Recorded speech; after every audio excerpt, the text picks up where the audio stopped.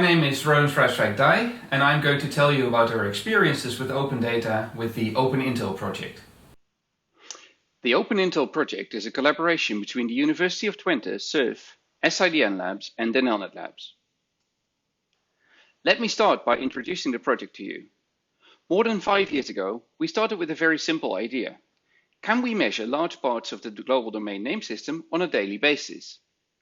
The domain name system, or DNS, is the internet service that translates names into IP addresses. The example shows how www.knaw.nl maps to 194.171. etc. Measuring what is in the DNS allows us to follow many developments on the internet. The data we collect has many different uses. While we mostly use the data for technical research, the example on this slide shows that it can also have other applications. The article shown from Dutch newspaper NRC tells the story of a rise in cybercrime during the corona pandemic. The data shown in the plot comes from OpenIntel. Because our data has many uses, we designed our data collection to be open from the start, so other researchers can use our data. In order to facilitate reuse, we made careful choices in how we store our data. Since our dataset is very large, we have to date collected over 4.5 trillion data points, we chose a file format that is suitable for cluster-based analysis. In our case, this means we picked the open source Avro file format developed by the Apache Software Foundation. This file format is self-describing, which means that it includes the data schema in every file. We also publish an extensive data dictionary that describes the meaning of the fields in each record on our website.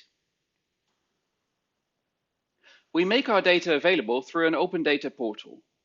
We run this portal ourselves so we can collect statistics on the number of downloads. Note that, as you can see, this is by no means a fancy website, but that has not stopped people from using our data extensively. It is important to communicate clear data reuse guidelines together with the data. As the example shows, we require a form of attribution if the data is used by others. Now, unfortunately, not all of our data can be made freely available. This is because we gain access to some of the source data for our measurement under contracts that have a non-disclosure clause in them. We solve this in one of two ways. Either we ask interested researchers to test their hypotheses on our open data and then run queries on their behalf and give them the aggregated results. Alternatively, we ask them to sign the same contracts we have so that they fall under the same non-disclosure rules. Having open data has paid off significantly for our project. Over 30 peer-reviewed publications use data from OpenIntel. In addition to this, working with our data has led to new collaborations with universities across the world. Some of their logos are shown on this slide. This is also reflected in our funding success. The fact that we have these international collaborations works in our favor when we apply for funding, and we currently have 3 NWO-funded projects that are based on research that uses OpenIntel data. We are still investing significantly in further opening up our data. My colleague Matthijs Jonker is working hard on a streaming API that will make our data available in real time to interested researchers. He uses the open source Kafka message bus from the Apache Software Foundation for this, making the streams easy to integrate in other big data analysis workflows.